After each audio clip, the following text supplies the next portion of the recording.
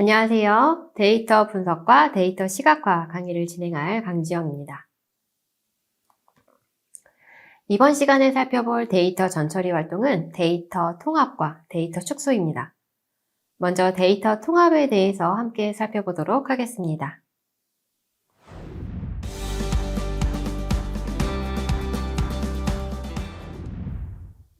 데이터 전처리 활동 중에서 이번 시간에 살펴볼 내용은 데이터 통합입니다.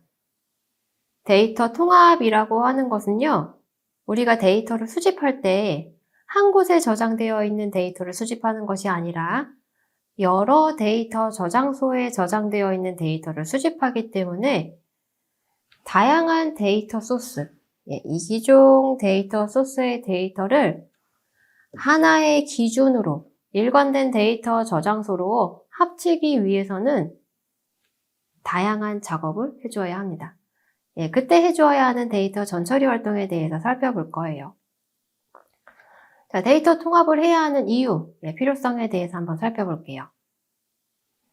자, 우리가 이기종 데이터 소스로부터 데이터를 수집을 했습니다. 그래서 최종 데이터 세트를 얻게 됐죠. 근데 이 최종 데이터 세트가 원본과 불일치하거나 혹은 중복된 컬럼이 많이 존재해요. 아니면 중복된 아이템들이 존재를 하면 우리가 데이터 분석을 할 때 잘못된 결과를 도출할 수 있기 때문에 이런 것들을 사전에 피하고 줄이는 데 도움을 줄 수가 있습니다. 그뿐만 아니라 데이터 마이닝 프로세스의 속도와 정확성을 개선하는 데도 도움을 줄 수가 있어요. 그래서 데이터 통합이라고 하는 것을 다시 한번 정리를 해보면 다양한 데이터 소스들, 어디서는 파일로 줄 거고 어디서는 DB에 있는 데이터를 줄 거고 어디는 데이터 큐브에서 말아놓은 그런 데이터들을 줄 건데요. 이런 것들을 하나의 저장소로 합치는 과정에서 데이터 세트의 불일치와 중복을 피하고 데이터 마이닝 프로세스의 속도와 정확성을 개선하는 데 도움을 줄 수 있는 작업을 수행하는 게 바로 지금 살펴볼 데이터 통합을 위한 데이터 전처리 활동입니다. 자, 그러면 데이터 통합 어떻게 하나요? 크게 두 가지 방법이 있어요. 데이터 병합과 데이터 조인, 이렇게 두 가지가 있습니다. 자, 먼저 데이터 병합이라고 하는 것은요, 이어붙이기예요. 말 그대로 별도의 처리 없이 우리가 수집한 데이터를 컬럼 기준 혹은 행 기준으로 합쳐주는 것입니다. 이게 데이터 병합이고요. 데이터 조인이라고 하는 것은 단순히 합치는 게 아니라 어떤 기준을 두고 기준에 따라서 우리가 합쳐야 하는 값들을 설정을 하고 그 값을 합치는 작업을 데이터 조인이라고 해요. 그러면 데이터 병합과 조인 어떻게 수행하는지 하나씩 살펴보겠습니다. 자, 데이터 병합을 어떻게 수행을 하는지 우리 사례를 통해서 살펴보도록 하겠습니다.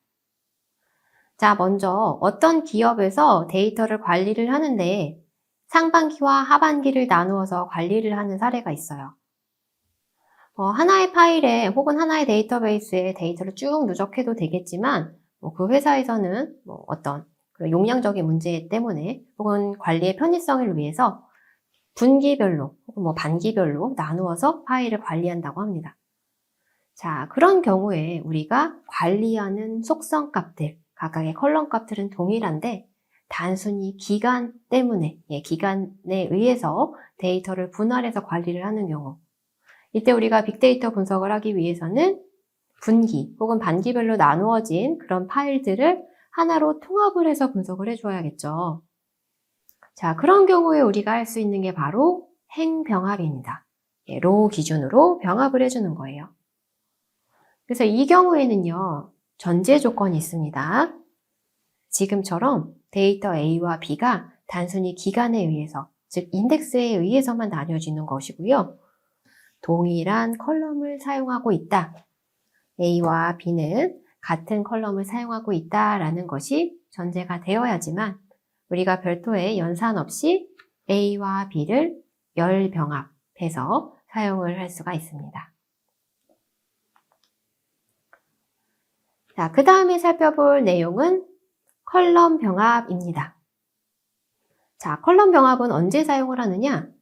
이번에는 학생 데이터를 가지고 한번 살펴볼게요. 학생 성적에 대해서 데이터를 관리를 하고 있는데 이제 각각의 과목별 선생님이 그 성적 데이터를 관리를 하고 있어요. 그래서 국어 선생님이 국어 데이터를 A라고 하는 파일에, 수학 선생님은 수학 성적을 B라고 하는 파일에 관리하고 있습니다. 학생별 성적 정보를 내가 데이터 분석하고 싶다. 예, 그때에는 각각의 과목별 성적을 통합을 해줘야겠죠. 이 경우에는 우리가 단순하게 이제 컬럼만 병합을 해서 이렇게 사용을 할 수가 있습니다. 자, 그 경우에 이렇게 우리가 컬럼만 병합을 하기 위해서는 전제 조건이 A와 B가 동일한 인덱스를 사용하고 있다라는 것이 가정이 되어야지만 별도의 연산 없이 컬럼 병합을 해서 데이터 병합을 수행할 수가 있습니다. 근데 사실 앞에서 살펴보았던 그런 데이터 병합은요, 이제 단순히 병합을 했을 때 내가 예상치 못하게 키값이 어긋난다던가 혹은 컬러 값이 어긋나서 잘못된 통합된 결과를 얻을 수가 있어요. 그래서 단순히 병합하기보다는 이렇게 조인을 어떤 키값을 기준으로 데이터를 합쳐주는 것이 데이터 정합성 측면에서 훨씬 더 유리할 수 있습니다. 자, 그러면 데이터 조인이라고 하는 것은 무엇이냐? 어떤 정보가 있는데요. 이것도 마찬가지로 두 개의 파일에 저장이 되어 있어요. 여기 A라고 하는 파일에는 학생의 기본 정보가 들어 있습니다. 그래서 학생의 이름과 연락처 정보가 들어 있어요. 그리고 B라고 하는 파일에는요, 성적 정보가 관리가 되어 있어요. 이름과 이렇게 성적이 담겨져 있습니다. 이거를 같이 합쳐서 관리를 하고 싶다. 예, 그때 우리가 기준이 되는 컬럼을 하나 설정하고 여기서는 기준이 되는 컬럼을 이름으로 설정을 할 수가 있겠죠. 예, 이름을 기준으로 합쳐주는 작업. 예, 이런 작업을 우리가 조인이라고 이야기를 해요. 즉, 데이터를 합치는데 그냥 무작정 합쳐버리는 게 아니라 어떤 기준이 되는 컬럼을 가지고 그 기준값을 바탕으로 합치는 것을 조인이라고 합니다. 자, 데이터 조인을 하는 방법은 크게 4가지로 나누어서 살펴볼 수 있어요. 먼저 inner join, left outer join, right outer join, full outer join 이렇게 4가지 방법이 있는데 사례를 바탕으로 설명을 드릴게요. 예, 먼저 inner join입니다.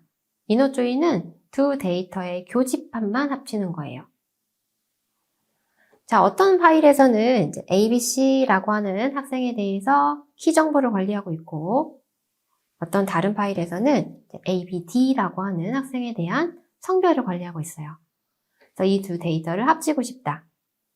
근데 공통적으로 들어있는 것은 A와 B 학생에 대한 정보만 있네요. 그러면 여기에 공통으로 가지고 있는 교집합 정보인 A, B에 대해서만 합친다. 예, 이때 수행할 수 있는 그 연산을 left inner join이라고 합니다.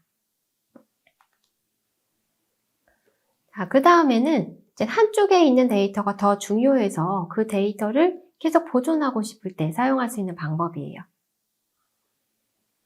왼쪽에서 관리하고 있는 데이터가 더 중요해요. 그래서 여기에 있는 정보는 모두 다 사용하고 싶은데 여기에 있는 정보를 추가적으로 확장하고 싶은 거죠. 이때 이제 왼쪽에 있는 것은 다 사용을 하고 추가적으로 오른쪽에 있는 값을 적용하고 싶을 때에는 우리가 이런 조인 방법을 left outer join이라고 해요. 그래서 보시면 ABC 학생에 대한 키 정보가 다 들어있고 C에 대한 성별은 알 수 없기 때문에 널값으로 비어있는 것을 확인할 수가 있습니다.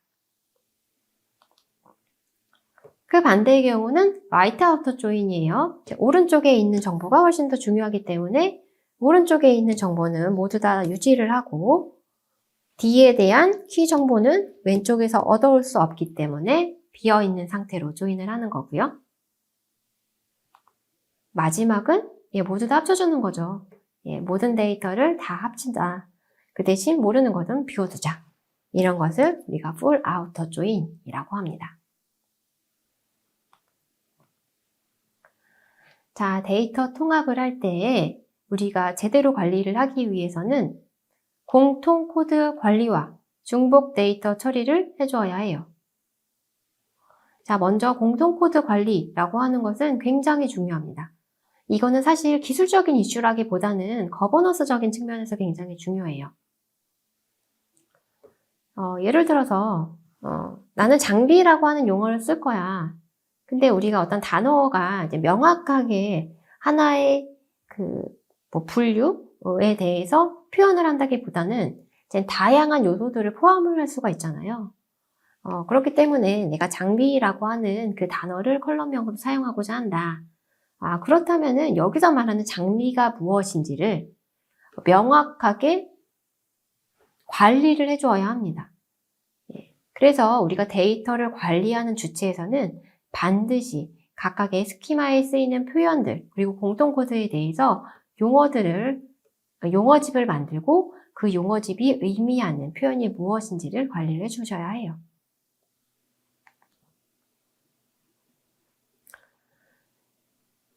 자, 우리가 데이터 통합을 할 때 레코드 복제 그리고 데이터 값이 충돌할 수 있기 때문에 이런 공통 코드 관리와 중복 데이터 처리가 필요하게 되고요.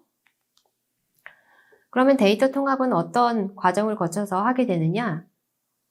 먼저 우리가 이종의 기관에서부터 데이터를 수집을 하게 되면은 표준 사전이라는 것을 정의를 합니다. 먼저 딕셔너리를 만들어요. 우리는 이러이러한 표현을 쓸 거야. 이것만 컬럼형으로 사용을 할 거야. 근데 이 컬럼명의 의미는 무엇이야? 이런 것들을 상세하게 정의를 합니다. 그래서 필요한 사전은 용어 사전, 단어 사전, 도메인 사전이 필요해요. 그 다음에 중복 데이터가 존재할 수 있겠죠. 이 중복 데이터를 사람이 하나씩 일일이 판단하는 것은 불가능합니다. 그래서 상관 분석을 통해서 이 컬럼과 이 컬럼은 지금 유사한 의미를 담고 있는 것 같아 라는 것을 우리가 판단할 수 있어요. 그 다음에는 우리가 앞에서 살펴보았던 병합이나 조인 연산을 통해서 합쳐주면 됩니다. 표준 사전이라고 하는 것은요, 뭐 이런 식으로 구성이 되어 있어요. 그래서 표준 단어, 표준 용어, 그리고 도메인에 대해서 정의를 해줘야 되고요. 여기에 업무 단어, 형식 단어 이런 것들이 있으면 표준 단어 사전에 있는 각각의 단어들을 서로 조합해서 예를 들어서 단어의 등록, 형식 단어의 일자 이런 게 있다면 등록, 일자 이렇게 결합을 해서 우리가 표준 영어로 사용을 할 수가 있는 거예요. 그러면 컬럼 이름이 등록 일자 이렇게 사용이 되는 겁니다. 그냥 아무렇게나 내가 하고 싶은 표현을 쓰는 게 아니라 사전에 정의가 되어 있는 그런 표현들만 쓸 수 있는 거예요. 도메인도 뭐 날짜의 경우에도 뭐 시분, 초, 연월일 어떻게 관리할 것인지 그런 형식들을 다 정의를 해놓고 그거에 맞는 도메인을 선택을 하셔서 매핑을 시켜주셔야 합니다. 자, 이게 바로 표준 사전을 정의하는 것이고요. 우리가 데이터 통합하기 이전에 거버넌스적인 측면에서 굉장히 중요한 활동이다라고 할 수 있겠습니다.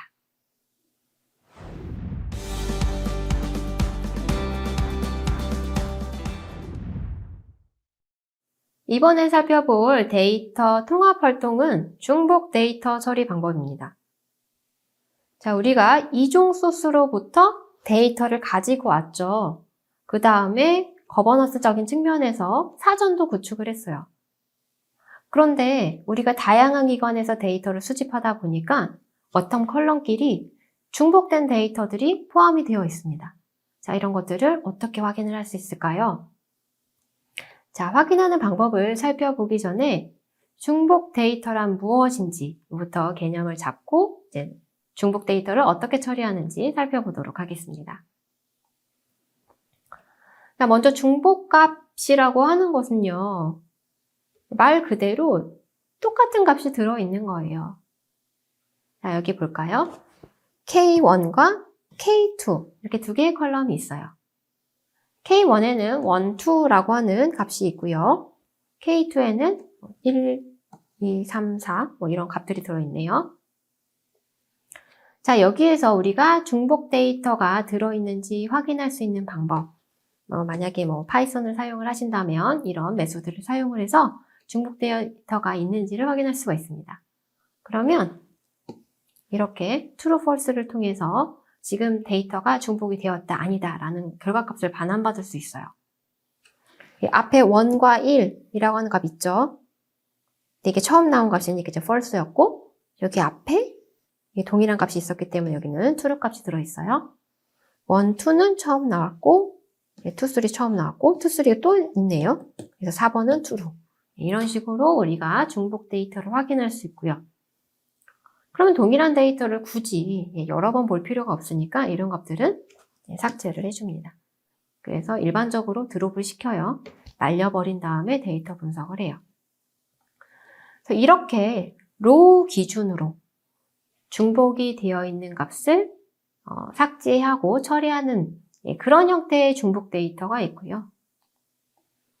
사실 이것보다 더 이제 문제가 되는 것은 바로 이 중복 속성이죠.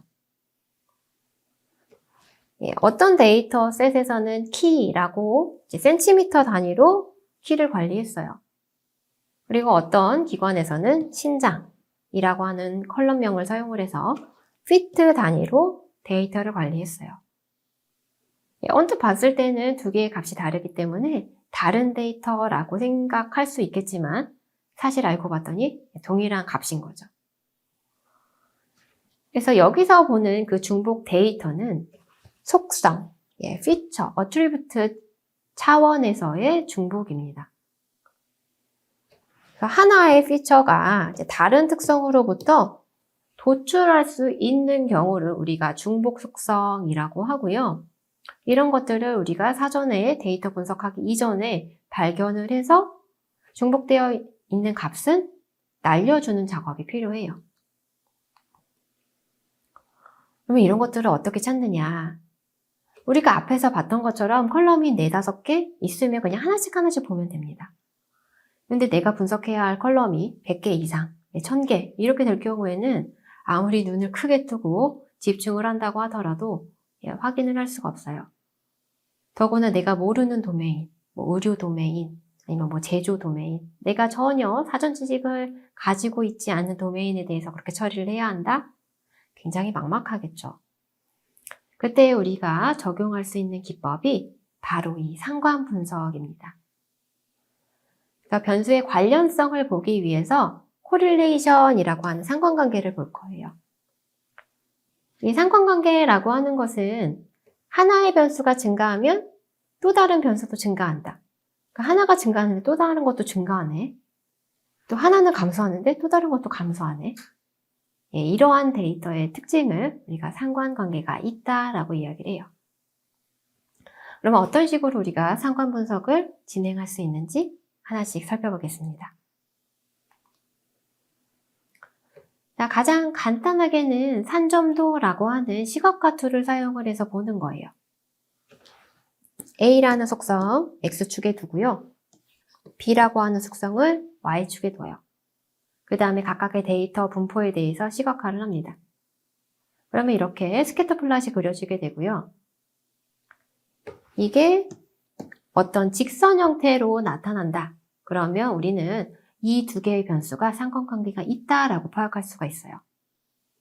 물론 이게 증가하는 방향으로 그려질 수도 있고 음의 방향으로 그려질 수도 있습니다.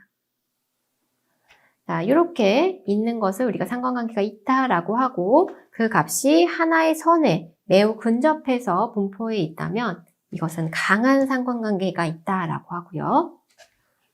경향성은 동일하게 보이는데 이 선으로부터 점의 분포가 많이 흩어져 있으면은 이것은 우리가 약한 상관관계가 있다. 방향성이 음의 방향을 띠고 있기 때문에 약한 음의 상관관계가 있다라고 봅니다. 이런 경우가 아니라면요. 그냥 데이터가 막 흩어져 있어요. 아니면 어떤 곡선을 그리고 있어요. 이런 경우에는 우리가 상관관계가 없다 혹은 이제 비선형 관계다 라고 판단할 수가 있습니다. 자, 여기에서는 선형의 상관관계를 가지는 두 개의 속성에 대해서 어떻게 얼마만큼의 상관관계가 있는지를 확인하는 방법에 대해서 살펴볼 거예요. 자, 그때 우리가 볼 수 있는 그 지표가 공분산이라고 하는 값을 사용을 할 겁니다. 이 공분산 값을 표준화한 지표를 상관계수라고 해요. 표준화라고 하는 것은 이 공분산 값이 이제 크기가 굉장히 범위가 넓을 수 있기 때문에 값을 1에서 마이너스 1 사이에 분포하도록 바꿔주는, 스케일을 변환해주는 작업을 이제 표준화 작업이라고 해요. 그래서 상관계수 값이 1이 나왔다. 그러면 양의 상관관계가 있다. 그리고 1에 가까우면 가까울수록 강한 양의 상관관계가 있다라고 합니다. 마이너스 1은 반대로 강한 음의 상관관계가 있겠죠? 예, 0에 가까울수록 상관관계가 없다라고 볼 수 있어요. 수치형 데이터의 경우에는 피어슨 상관계수를, 범주형 데이터의 경우에는 카이 제곱 검정을 사용을 해서 상관 분석을 할 수 있습니다. 예, 먼저 피어슨 상관계수예요. 이게 바로 제가 앞에서 말씀드렸던 공분산을 이용해서 상관관계를 분석하는 겁니다. 그래서 이 공분산 수식부터 볼까요? x와 y의 값에 대해서, x와 y에 대해서 우리가 상관관계를 분석하고 싶어요. 그래서 하나가 증가하면 또 다른 것도 증가한다. 이것을 우리가 분석하기 위해서 평균값을 사용합니다. 여기 이렇게 뮤라고 표시가 되어 있어요. 자, 두 개의 값이 양이 나오려면, 예, 두 개의 곱이 양이 되려면 양수와 양수끼리 곱하거나 음수와 음수끼리 곱하면 양의 값이 나오겠죠. 즉, x는 평균값보다 커요. 그러면 양수가 나올 거고요. y가 평균값보다 커요. 그럼 또 양수가 나오겠죠. x도 평균보다 큰데 y도 평균보다 커. 예, 그러면 양의 상관관계, 플러스 값이 나올 겁니다. x가 평균보다 작은데 y도 평균보다 작아. 이런 경우겠죠? 마이너스 마이너스 곱하면 또 양수가 나오기 때문에 또 양의 상관관계를 갖게 될 거예요. 예, 이런 식으로 공분산을 계산하는데 이것을 우리가 표준화하기 위해서 이렇게 이제 표준화해주는 작업을 추가적으로 해줘요. 그러면 최종적으로 값이 마이너스 1과 1 사이의 값을 갖게 됩니다. 예, 앞에서 설명드린 내용이에요. 공분산이라고 하는 것은 평균을 기준으로 해당 값이 어떻게 분포를 하는지 계산하는 수식이고요. 이것을 가지고 우리가 코릴레이션, 예, 그 두 변수 간의 상관관계를 확인할 수가 있습니다. 자, 데이터셋 사례를 가지고 우리가 중복 속성 감지를 위한 코릴레이션 분석하는 방법에 대해서 살펴볼게요. 자, 지금 여기서 샘플로 가지고 온 데이터셋은 아이리스 데이터셋입니다. 자, 아이리스 데이터셋은 4개의 속성 값이 있는데 그 중에서 2개의 속성에 대해서 한번 분석을 해보려고 해요. 세팔 랭스라고 하는 속성과 페탈 랭스라고 하는 속성, 두 가지 속성에 대해서 한번 상관관계가 얼마나 있는지 확인해 보겠습니다. 그래서 앞에서 살펴보았던 피어슨 상관계수를 사용을 해서 상관행렬을 만들었어요. 이 상관행렬은 여기에 있는 표를 참고하시면 돼요. 지금 우리가 이 2개의 변수에 대해서 가로축, 세로축을 만들고 본인과 본인 자신은 상관관계가 당연히 1이겠죠. 관련성이 굉장히 높을 거니까요. 그래서 이렇게 대각선으로는 1이 채워지게 될 거고요. 그 다음 이제 각각의 요소에 대해서 상관계수를 계산을 해서 채워주게 됩니다. 그 결과 0.8718이라고 하는 값이 들어가요. 그러면 이제 1은 아니지만, 즉 완벽하게 관련성이 있다라고 할 수는 없겠지만 굉장히 강한 양의 상관관계를 가지고 있음을 확인할 수가 있습니다. 즉 이 둘은 완전히 일치하지는 않지만 하나의 변수로부터 또 다른 변수, 즉 세팔 랭스로부터 페탈 랭스를 우리가 유추하는 하나의 수식을 만들어서 사용할 수도 있다라고 볼 수 있어요. 그래서 이 둘은 이제 동일한 속성이 아니기 때문에 하나의 속성을 삭제할 필요는 없겠지만 만약에 우리가 분석해야 할 속성이 너무 많아질 경우에는요. 이 속성을 다 남겨두는 것이 아니라 하나의 속성을 다른 속성으로부터 유추할 수 있기 때문에 이 둘 중에서 하나는 삭제를 하고 분석을 해도 그 데이터 분석 결과에 크게 영향을 미치지 않을 겁니다. 이런 식으로 우리가 상관관계를 분석을 하면 중복 속성을 쉽게 찾아낼 수가 있어요. 자, 이번에는 이제 또 다른 데이터셋이에요. 모터 트렌드 카 로드 테스트라고 하는 이 MTCRT라고 하는 데이터셋을 한번 보도록 하겠습니다. 자, 여기에서 이제 또 MPG와 HP라고 하는 두 개의 컬럼에 대해서 어떠한 상관관계를 가지고 있는지 살펴봤어요.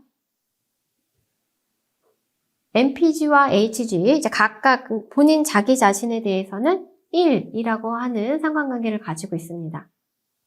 그런데 피어슨 상관계수를 살펴보니까 마이너스 0.7762라고 하는 값이 나왔어요. 즉, 음의 상관관계를 가지고 있다라는 것을 확인할 수 있습니다. 그런데 이게 마이너스 1이라고 하는 값에 가까우니까 그 상관관계의 정도가 강하다라고 판단을 할 수가 있겠죠. 자, 이번에 살펴볼 또 상관계수는요, 카이 제곱 검정입니다. 지금까지 살펴본 상관계수는요, 우리가 수치형 속성에 대해서 적용할 수 있는 방법이었어요. 네, 이 카이 제곱 검정은요, 범주형 데이터, 카테고리를 갖는 데이터에 대해서 상관관계를 분석할 때 사용할 수 있는 기법입니다. 즉, 범주형 데이터에 대해서는 우리가 숫자가 아니기 때문에 앞에서 본 것처럼 공분산을 기반으로 계산을 할 수가 없어요. 그래서 그때에는 빈도를 기반으로 관측값과 기대값, 이 기대값은 앞에서 본 평균과 일치하는 개념이 되겠죠. 그래서 관측된 빈도와 기대되는 빈도, 기대 빈도가 얼마나 일치하는지를 기반으로 우리가 중복 속성을 감지할 수 있습니다. 자, 여기 또 사례를 살펴볼게요. 남성과 여성, 성별이 있어요. 범주형 변수죠. 그리고 소설과 과학, 이것도 범주형 변수입니다. 이 성별과 독서 분야, 소설과 과학, 독서 분야 간에 상호 상관관계가 있을까? 이제 분석을 하려고 해요. 자, 그것을 이제 분석하기 위해서 우리가 관측값과 기대값, 앞에서 봤던 수식에다가 대입을 해서 값을 계산을 했더니 507.93이라고 하는 값이 나왔어요. 그러면 이 값이 도대체 의미하는 게 무엇인가? 이 카이 제곱 검정의 결과를 확인하기 위해서는 이 표가 필요합니다.